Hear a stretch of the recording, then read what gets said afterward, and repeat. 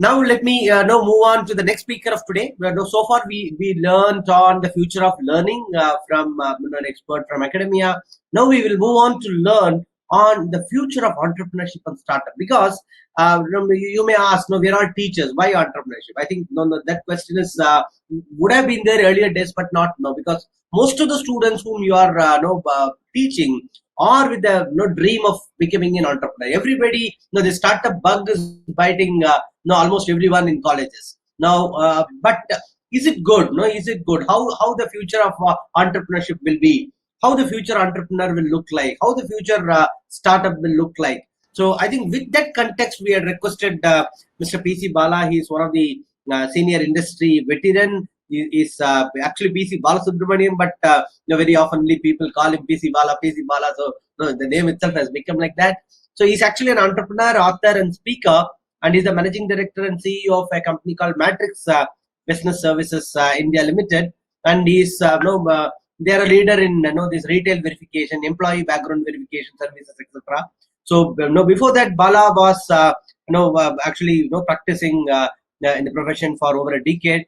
No, in fact, he's author of some of interesting books. No, he's written some books on the Tamil superstar Rajinikanth, and lot many things about him. You should know, if your time permits, you should all visit pcbala.com to understand more about him. So with this, now let me request Mr. Bala to take over the session. Thank you, Dr. Anbu, for introduction, and it was a fabulous presentation and lecture from Dr. Pvt Subramaniam. In fact, it's a great honor to listen to his conversation, and today I learned a lot.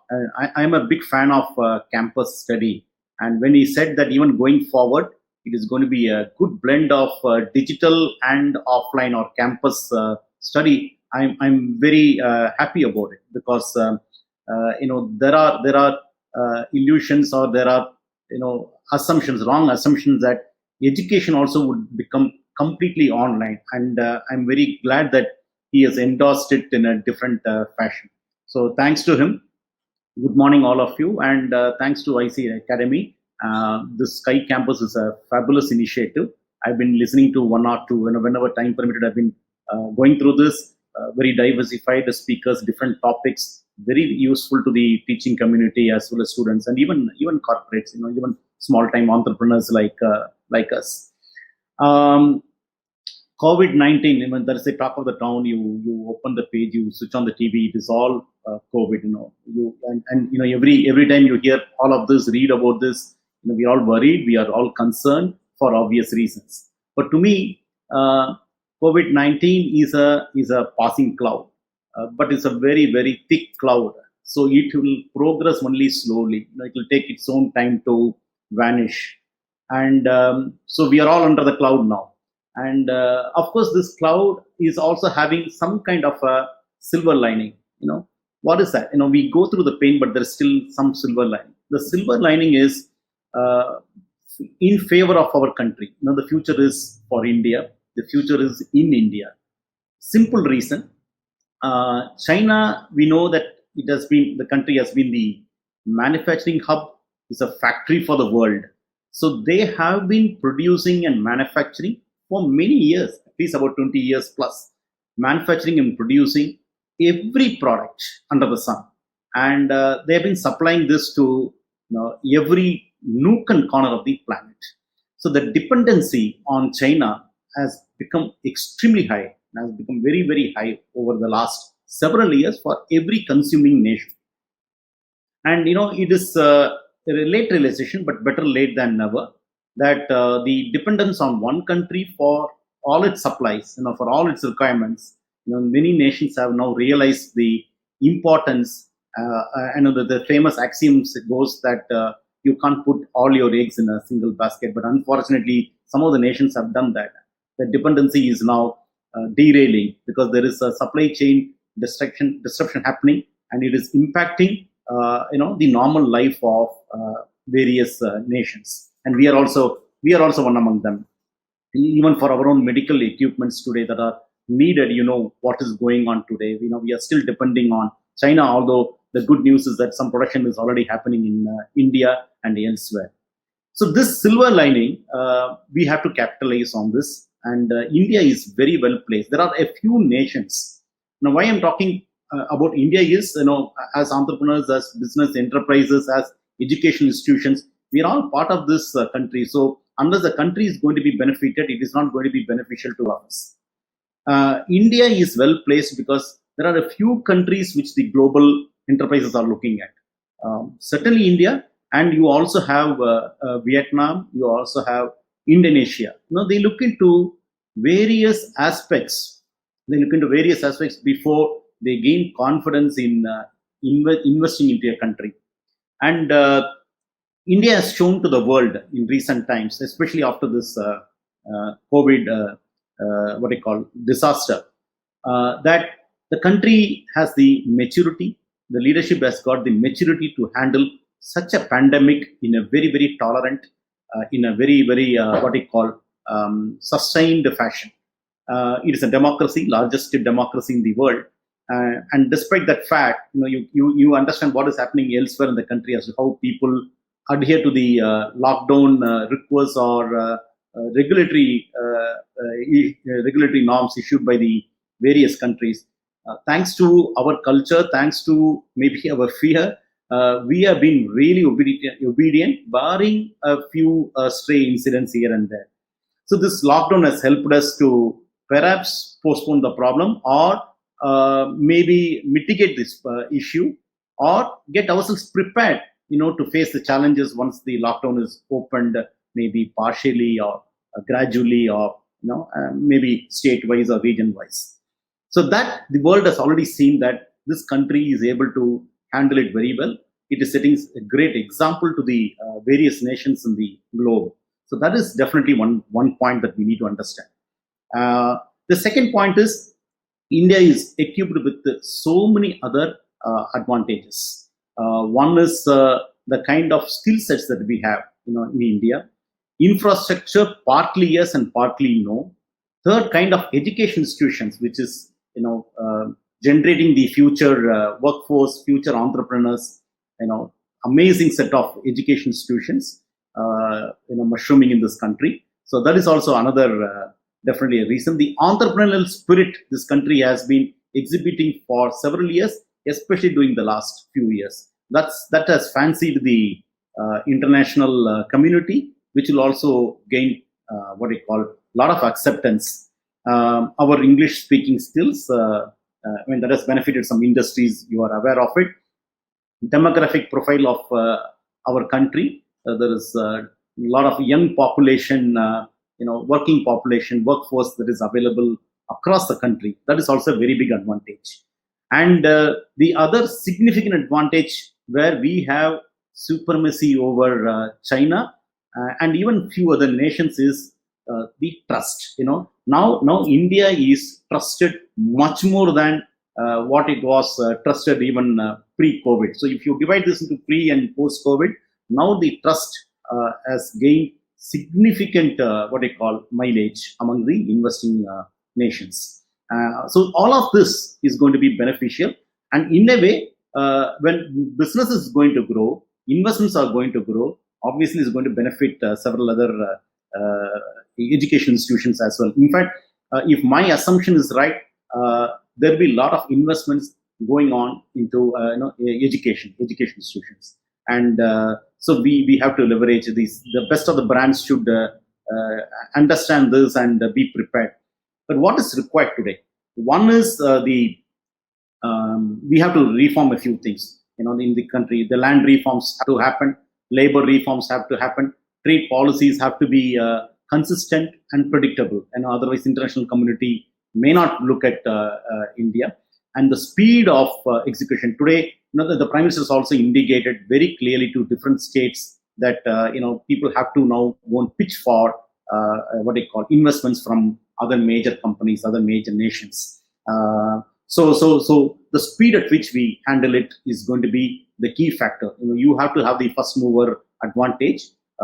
We already have some investments from other brands, other nations, but this is the time when you can really take a massive load from China, and in the next 3 years, 5 years, maximum over of 10 years, India can become a huge manufacturing hub. Perhaps the dream of Prime Minister that make in India could become a real reality.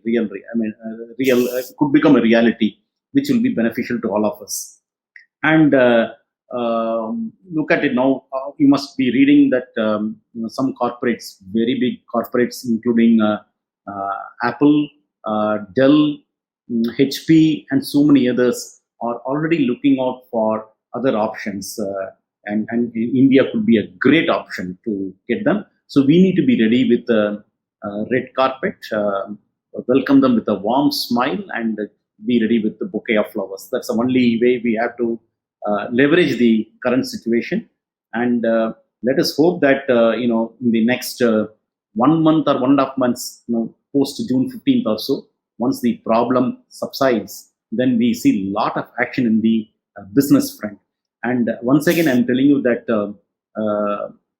this is, as rightly mentioned by Doctor, it is going to be a blend of digital as well as non-digital space. Today there was a news that TCS, which employs 4.5 lakhs people, will have 75% of their workforce working from home in the next 5 years, which will be a slow process, of course. But I'm not a fan of it, where 75% in a country like India could work from home, but we need to wait and see whether that happens in reality.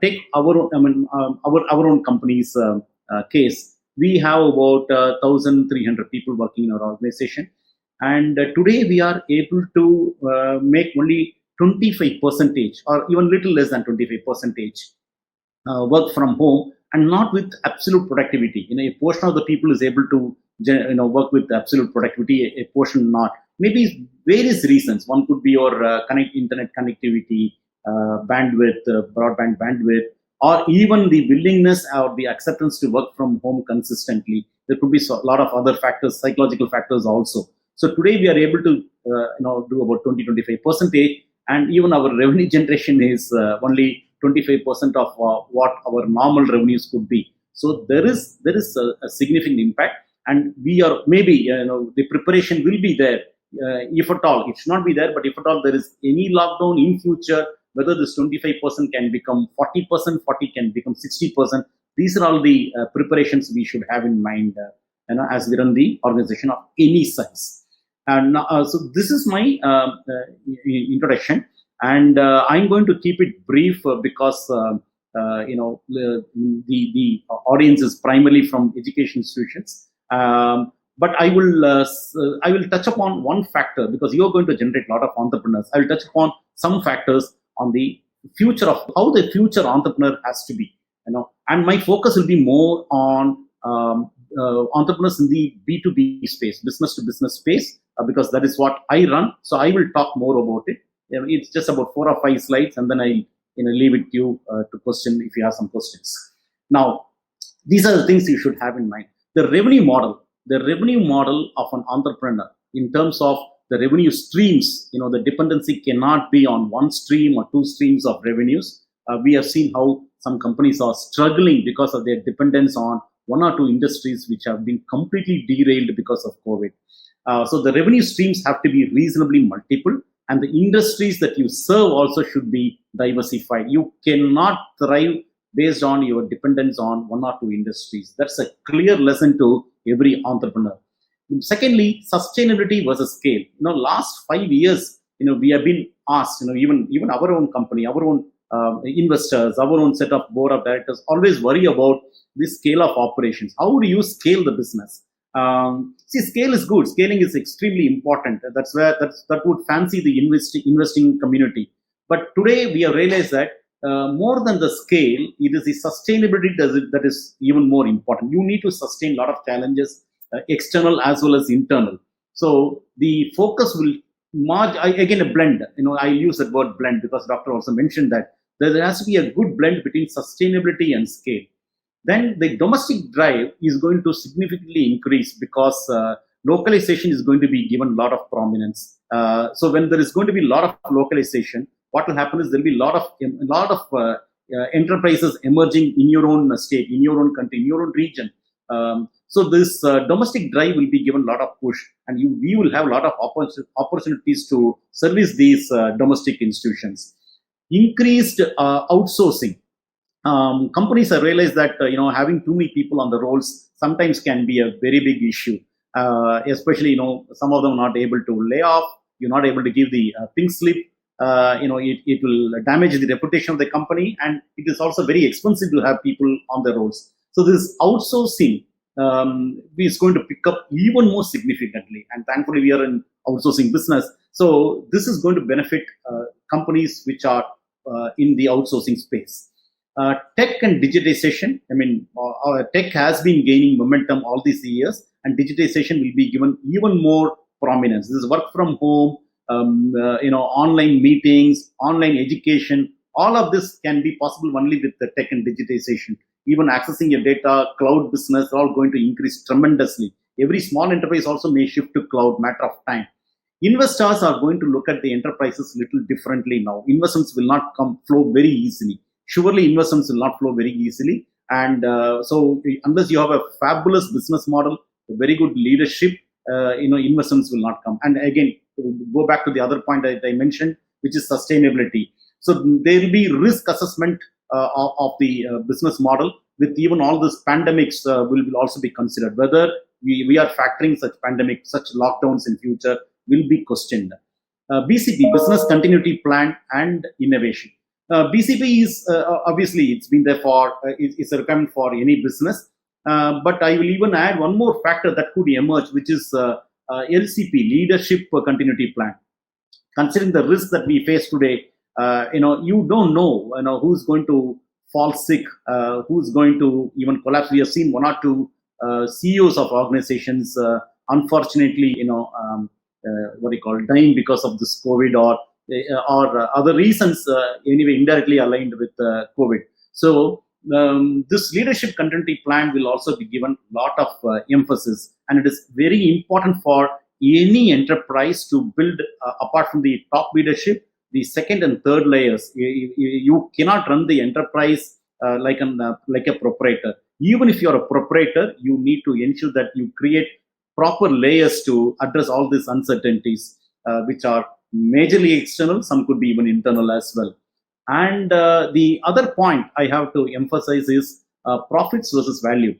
All along the chase for entrepreneurs, startup entities, especially community, is valuation game. You start an enterprise, you blend the technology, you get technology into your business, and you create a lovely business model, amazing spreadsheets, and have some prototype, run the business for some time, and then you aspire to get an immense value for your organization. Yes, some are lucky to get a vulgar valuation, but I think now profit generating companies will be given lot of respect.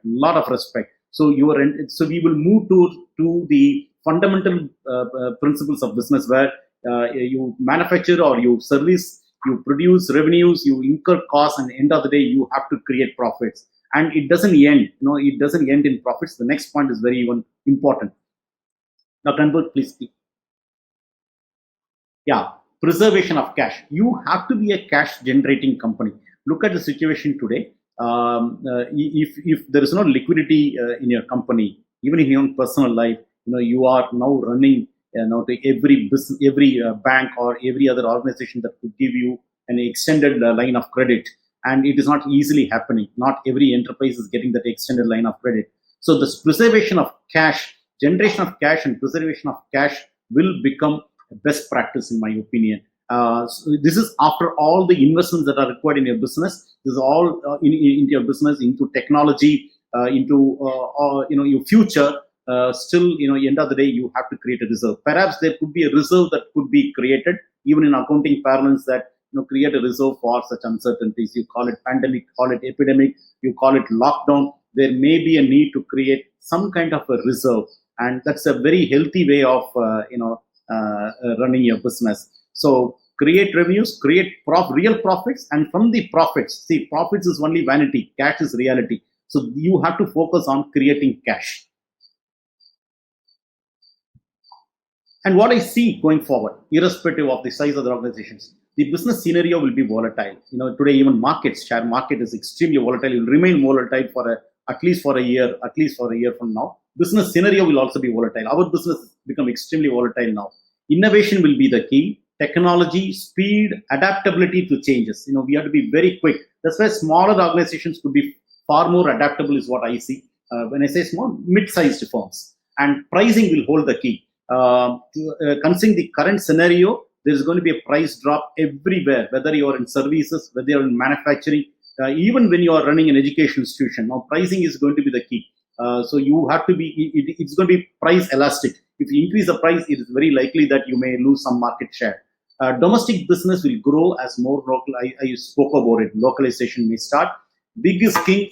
Still, all the big guys will still rule the world. I'm talking about the enterprises. But small, more than small, I'll say mid-sized firm will be beautiful, because they'll be quick to adapt. They will be giving far more niche services to their own customers. So, and not only that, now you will see emergence of lot of small and medium-sized entrepreneurs. I'm 100% sure about it. The reason is recruitment is going to perhaps come down.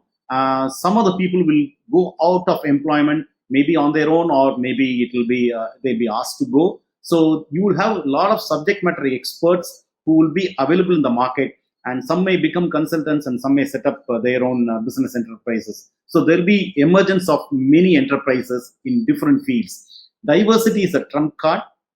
I again spoke about it. You have to have diversity in terms of your customers, even regions, even streams, and crowdsourcing of workforce will happen. You need not deploy many people in your roles, and you will be able to crowdsource. There will be a lot of talent in various spheres, engineering, finance, marketing, sales, HR, and you could crowdsource. Maybe people will charge you based on man hours they spend, man days that they spend. Today it is there in the form of temp staffing or for a consulting for a specific period of time. But I'm even talking about crowdsourcing will magnify, in the sense that you could use somebody's time for about 3 hours in a month, 10 hours in a month, and so on. So the number of people that you will recruit could be for mundane activities, and rest of it could result in crowdsourcing.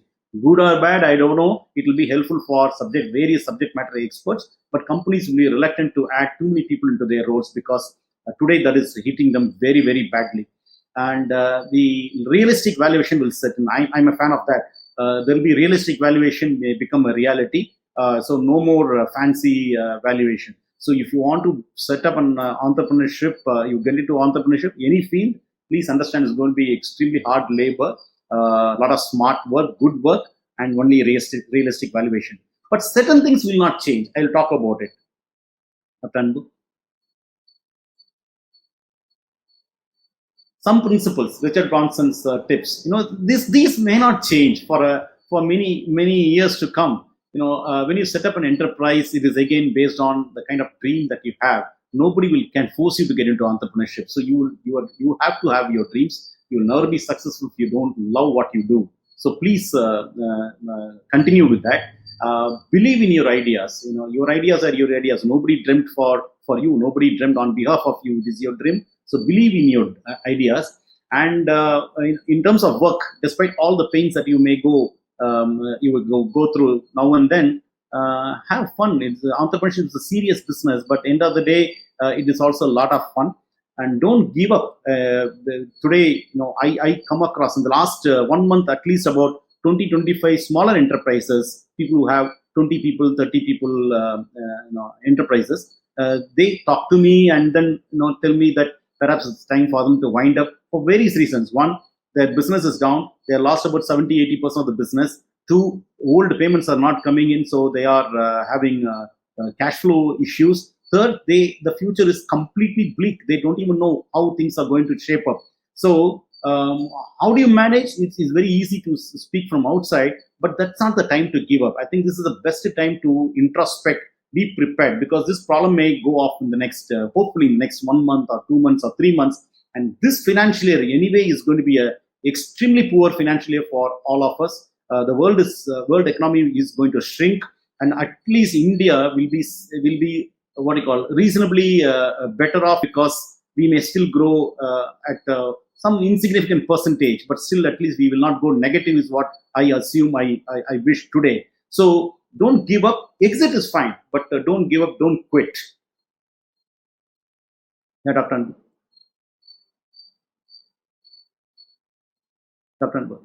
And keep setting new challenges. See, COVID is a challenge that has hit all of us. That's an external challenge. But I think internally we need to have certain benchmarks for ourselves. We have to set new challenges within us. And I mean, sometimes we were discussing with the leadership. We thought, forget COVID from this financial year. Every year we'll attempt this. Close your office for about a week or so, or about 5 days, and let people learning one way of preparing ourselves to face uncertainties. Learn to delegate, look after your team. Today, even during this crisis, it's important that we take care of our team. Go out and explore, understand different cultures, different ways of handling the businesses. Those will never change. Once you're allowed to travel, prove your critics wrong. Now there'll be a lot of write-ups, a lot of armchair critics writing so many things about writing of certain enterprises, writing of certain business models. But it is up to you to keep proving that you're right and your critics are marginally wrong or completely wrong. So entrepreneurship will thrive in India. Education institutions will play a very key role in producing such entrepreneurial spirit right from their college days. They should be added in your curriculum. Third, this online education is also going to propel the faith and confidence for people to get into entrepreneurship, because this digital space will enable every institution also to get talent from industry across the globe to address the student community and young entrepreneurs. That is going to be of significant advantage to us. And more than that, what we should have is absolute optimism. And today it is very important that all of us stay very safe, very healthy, and I won't say stay positive, because positive is negative today. So stay optimistic. Thank you so much for this opportunity. Thank you, Mr. P.C. Bala, for that inspiring session.